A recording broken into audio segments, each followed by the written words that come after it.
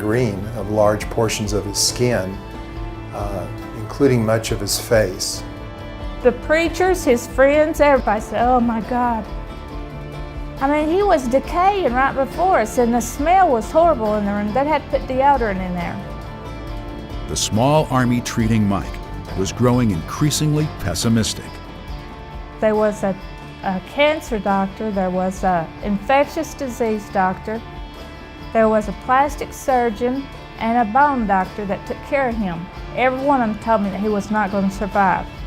The mortality rate from that infection back at that time was above 90%, perhaps even 95 to 99%. So we were extremely worried. Darlene knew it was time to call upon the great physician. Mike, I said, "God's the only one can help you now." I said, "Can you hear me?" He shook his head, yes. I said, "We need to agree in the name of Jesus." The battle was perilous. 3 times, doctors came to tell Darlene that Mike was dying. And one time, they took me in this room to tell me that he was dead. I knew that room because they had took so many people out of ICU in there. I dreaded going in that place. Doctor come in, he said, "Darlene, we got him back." Or had they? As Darlene bent over her stricken husband, it seemed the story had another version. He said, and I felt my breath, my last one coming here, he said, "That man that had the love in his eyes," he said, he looked down at me and said, "I'm going to take care of you, Mike." He said, instantly my breath came back. See, the doctors thought it was them, but it was God. Darlene was there every step of the way with him, and it was remarkable to watch them. I was in awe of what they were doing. But defying death can be a hard business. He had been so brave through it all. I never seen him complain or say nothing hurt. But this day a tear was running down his face. I said, "What's the matter, Mike?" He said, "The doctor just told me that my kidneys will never work again." Having gone 40 days without producing urine, doctors wanted Mike to prepare for dialysis. Darlene, however, was having none of it. So I go outside and I tell the doctor, I said, "Why did you tell my husband his kidneys never working?" She said, "Darlene, I know you have faith." She said, "I know that you pray." She said, "There's an intercom in his room. We hear you pray and we know that you believe." She said, "My daddy was a Baptist preacher," and she said, "I know about faith." And she said, "But it is time that you realize that his kidneys are not going to get better. If his kidneys never come back by now, they're not coming back. I'm a specialist and I know it's beyond time." I said, 40 days ago, you told me that my husband had 15 hours to live. I said, he's not dead and you're not God. And I said, his kidneys are going to come back, and praise God, they did. And lo and behold, he regained pretty much normal kidney function. That was truly remarkable. Up to that time, I had never seen a case quite like that. And in fact, in all the years since then, I've never seen another case quite like that. And I always think of Mike and Darlene together. They were two of the scrappiest, most persistent, bravest, persevering people I've ever met. And their spiritual persistence paid off. God's healing touch extended Mike's lifespan from 12 hours to 18 years. I've been very reluctant over the years to use the word miracle, or that someone had a truly miraculous recovery. But this would be one of the handful of cases that I had that there was no scientific explanation for. This whole Tri-City area was praying for Mike. You know, that's something we do here. I have to wonder if his survival was not due in part to the prayers that went up for him. To the Halls, Mike's recovery was a foreshadowing of God's healing plan for the Tri-City community. But they could hardly have envisioned all that God had in mind. Despite everything they'd been through, they were still concerned about the economic health and vitality of their community. When my husband got better and got out of the hospital, we did start the prayer rally for jobs in this community. Really started with just a couple of people. And we just started at my house. I had a double-wide trailer I lived in, and as the Halls prayed that a miracle would descend upon the Tri-Cities. 600 miles away in South Haven, Mississippi, God was already preparing His answer.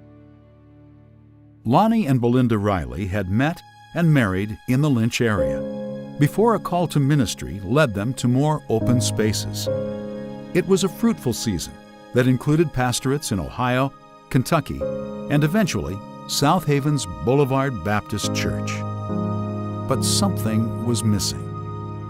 We were just educated in seminars and grow this and grow that and build your Sunday school or build your church, but so much of it was in our own will. So in 1990, we found ourselves at the end of ourselves. And I remember saying, if this is all there is, I don't want to do this anymore. And they came home to settle her mother's estate after she passed. And the Lord spoke to Lonnie while he was here. However, the Rileys' impromptu homecoming around Thanksgiving of 1998 was anything but inspirational. Lynch had fallen on hard times. I just cried because of what I saw. We had never talked about coming back to Lynch because there was nothing here. My mom was gone, no family for either of us, so that idea had never entered our minds. So we headed back to Mississippi. And on the way, as we were talking, the Lord spoke to both of us at the same time and said, "That's where I want you to plant yourselves. That's where your heart should be." And it kind of took my breath. But God more or less told them, Lonnie and Belinda, it's time to go home, because home needs you. But need does not always translate into receptivity. The community may have been happy to welcome back old friends, but they did so with eyebrows raised. I didn't know how to take him at first. I guess all of us kind of looked at him at first, including me, as if, does he really know what he's getting ready to tackle? Because, change doesn't come too easy in the mountains here. We kind of hold on to our traditions. And the Rileys' resolve was tested early. We soon found there was no water and no power, and it was cold. It was like 20 degrees. It was kind of interesting, going from our very, very, very nice home in Mississippi to come back here and have to, revive a house. So this guy comes by and he said, "You're moving back into town?" Have you heard anything? And we said, "Yeah." They said, "Well, we don't know why you're doing that, because the word is in town, the last one in town turned out the lights." we knew by 2000 that things were looking grim for the future. We could see that already. Lonnie describes the fact that the first Christmas, there were almost no Christmas lights. Everything was dark at Christmas time. The town was just drying up, business shutting down. So it's just in my heart, burning in my heart that, something's got to give. It was the same story across much of southeastern Kentucky, and people were getting desperate before God. 100 of us were on our knees before God, begging Him, many people crying out to God in literal tears, saying, "God, you've got to do something different in the mountains or we're all going to quit." And those faithful few stayed focused and kept praying. In the Tri-Cities area, Darlene Hall was doubling down against the mounting discouragement. And so one person can't do nothing. I said, well, we can't if we don't try. I said, let's start praying about jobs. So I said, you ladies come down to the house today.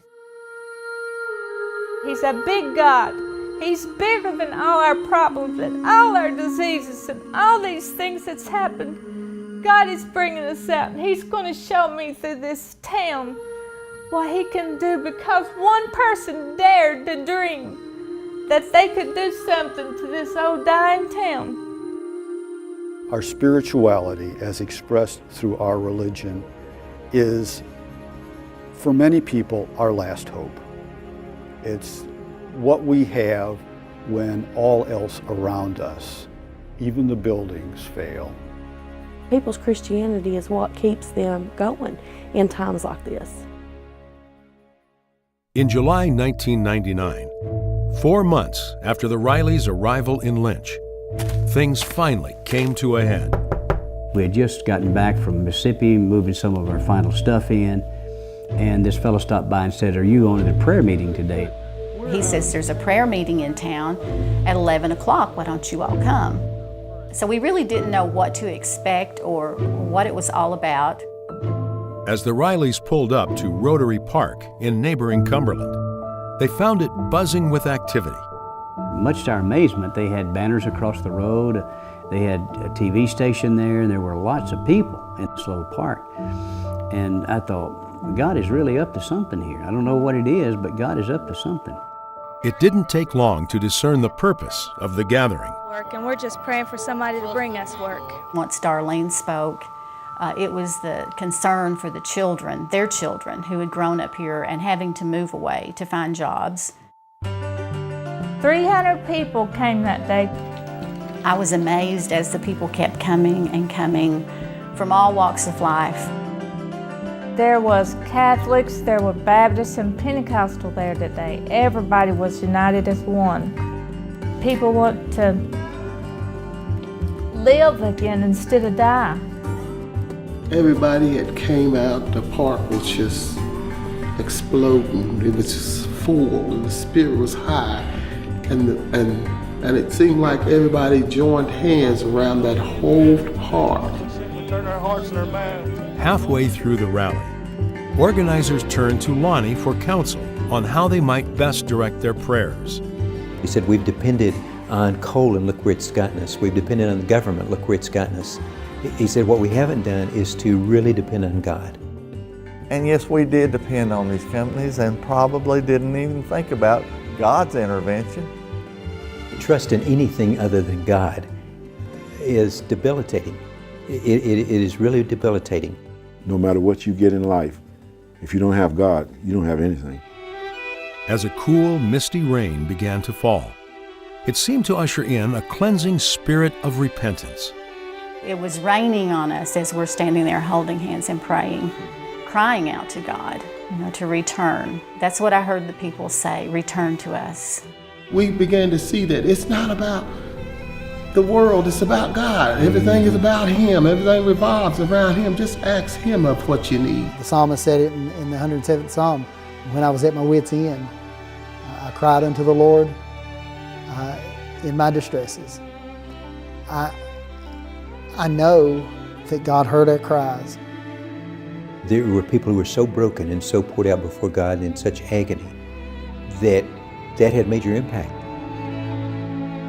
We had all three mayors there, and when we stood together and held hands and prayed together, I thought it was the beginning of something great for the Tri-City area. And everybody started singing Amazing Grace, and there's just tears everywhere.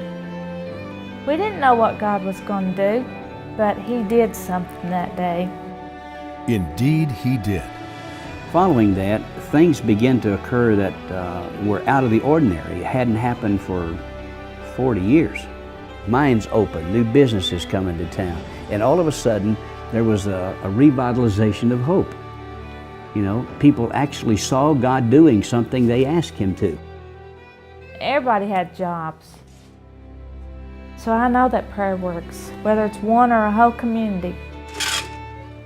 Prayer works.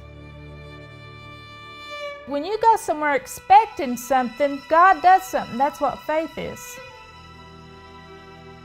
But jobs weren't the only thing returning to the Tri-Cities area. First of all, the trout are appearing in mountain streams. And then secondly, the black bear have just been proliferating. Third, we have the largest free-roaming elk herd east of Wyoming. Jeremy Williams is a county extension agent for agriculture and natural resources, employed by the University of Kentucky. My dad, when he was growing up, he hunted squirrels. And the reason he hunted squirrels was that was the only thing to hunt. How times have changed. And we've got deer and turkey, and we've got people hunting elk. We're going to have a bear season this fall. The streams there are pristine enough that they can allow the trout to thrive there. And so we're seeing people go out and they're catching limits of trout. On land, it's the elk that have people talking. The elk are thriving in the area as well. The bull elk will bugle. And that's one of those sounds that'll make hair stand up on the back of your neck. It's awesome. And so people are wanting to come here and see that.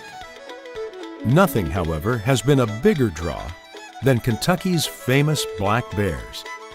After all but disappearing in the early 1900s, the creatures have returned in numbers.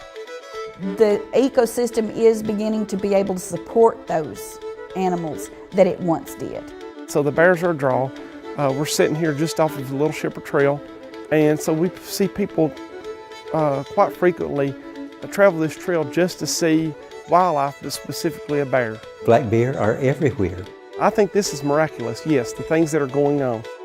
With wildlife serving as a catalyst, people are finally returning to the area as well, and with them, the potential for new commerce. In a few weeks, we'll hold the 11th Annual Kentucky Black Bear Festival. It's a celebration with music, events, and crafters, and vendors, and food, you name it.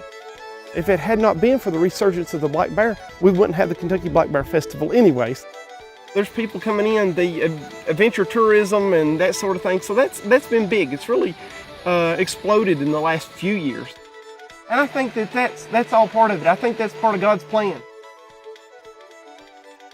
As the eventful year of 1999 drew to a close, the Rileys found themselves pondering their own role in God's unfolding plan for Lynch. During our prayer time, we came to the table and we sat down with a blank piece of paper. And we said to the Lord, Lord, we don't know what you want, but you do. And whatever you write on this paper for us, it will already be yes. We will not question you. We will not doubt you. We will not even try to figure out how to do it. I went out the back door of my home, and there on the back step sat 2 boxes. Wind chill was well below 0 then. It was a cold winter. And so I picked up the boxes, took them in the house, and yelled at my wife. I said, honey, come and look at this. We opened the boxes, and there were 2 15-pound boxes of cookie dough. Cookie dough. I looked at that and I said, honey, what in the world are we going to do with 30 pounds of cookie dough? And she said, we're going to bake cookies. So we did. We baked all those cookies, put them on paper plates, wrapped them up in aluminum foil, and put a bow on top. It was December, right? And so we had one of those Currier knives moments. There was snow flying, and we were walking up and down the streets, knocking on people's doors. Unemployment at that time, according to the Appalachian Regional Commission, was 53%. And we gave away those cookies. But it taught us a valuable lesson. And the lesson was this: everything God gives you is just cookie dough. It was just one of those moments that was very special, that we'll never forget. As the people of Lynch would soon discover, God had delivered his cookie dough to precisely the right address. The Rileys may have been short on resources, but they were rich in passion, faith, and obedience. Thank God God sent us someone to help us. I think it's important to understand that God desires to change every city, but he's looking for somebody who will believe he can. It always takes someone somewhere to spearhead the will of God. Finding that person whose heart is so gripped by what God desires to do in a community that nothing else matters but that. The work of God is also fueled by revelation. And these sneak peeks into the mind of the Almighty are often shared years in advance, and with the unlikeliest of people. When I was like 12 years old, I had a vision. I had a vision of these mountains full of people.